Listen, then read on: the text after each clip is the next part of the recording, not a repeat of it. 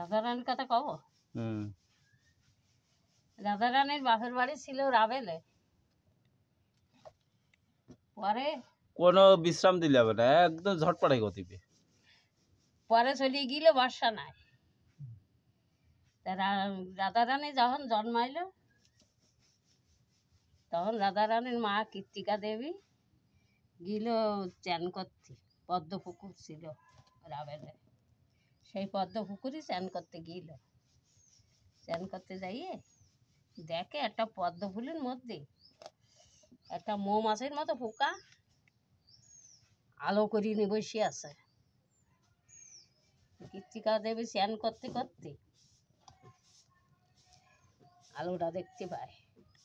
দেখতে পাইয়ে একটু অগ্রসর অতি অতি দেখা একটা পোকা ওর ভিতরে। কীর্তিকা দেবী ফুলটা চয়ন করে আনি,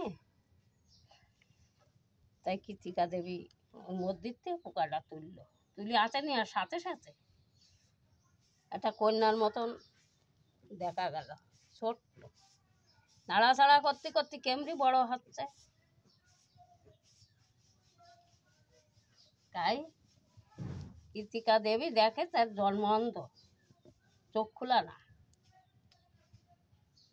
নিয়ে আসলো, নিয়ে আসি সবাই শুনলো যে কীর্তিকা দেবীর একটা মেয়ে হয়েছে, তার জন্ম অন্ধ।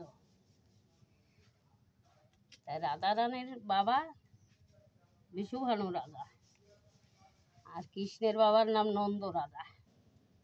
নন্দ রাজার সাথে আর বিশুভানু রাজার সাথে বন্ধুত্ব ছিল। তাই কৃষ্ণর মা শুনে দেখতে আসতেছে, কিন্তু কৃষ্ণ আসবে দেখতে। গোলক ধামেতে যখন পৃথিবীতে আইলো তখন কথা ছিল যে আমি বলো পৃথিবীতে যাইয়ে কারোর মুখ দর্শন করব না, আমি তোমার মুখ দর্শন করিয়ে তো আমি পৃথিবী দর্শন করব। তাই কৃষ্ণ আগের বছর ভাদ্র মাসে জন্মাষ্টমীর দিন জন্মাইল, আর পরের বছর অনুরাধা নক্ষত্রে রাধার নিয়ে আসলো। তাই রাধার মা নাম রাখলো যে রাধা।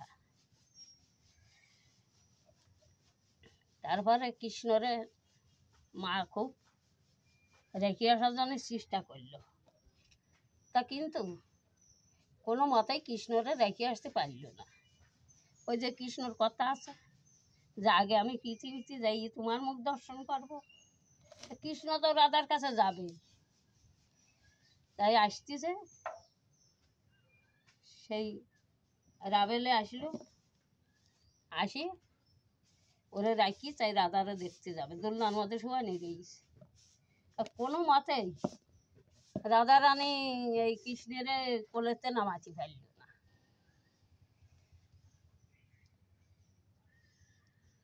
তাই জোর করে নামাতে যেই গেছে, সেই কৃষ্ণর মার নাম হলো যশোদা, যশোদা রানী,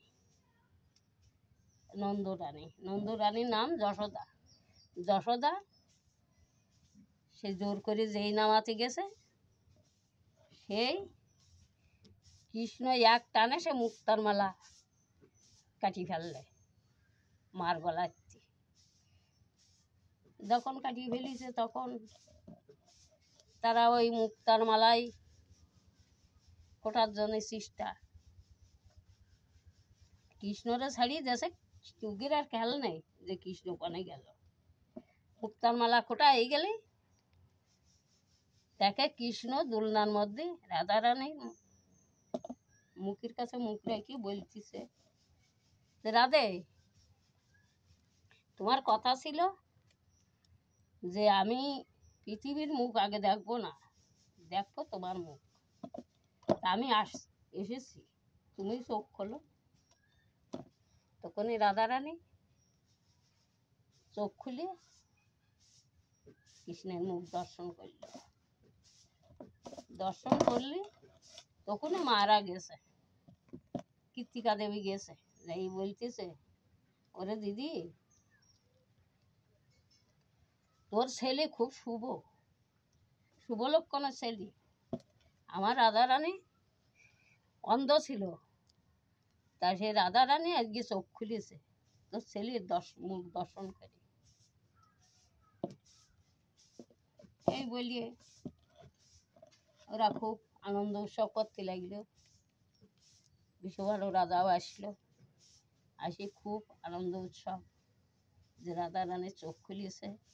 রাধারানী আর জন্মন্ধ নেই। তাতে কি বোঝা যায় যে আয়ানের সাথেই কৃষ্ণর বিয়ে, এই রাধারানীর বিয়ে হয়েছে? তাতে বোঝা যায় না যে রাধারানী কৃষ্ণর সাথেই বিয়ে হয়েছে? সে তো প্রথম দর্শনই তো কৃষ্ণর সাথে হয়েছে। ওটা আগের জন্মে সত্যযুগী উগেরই ছিল।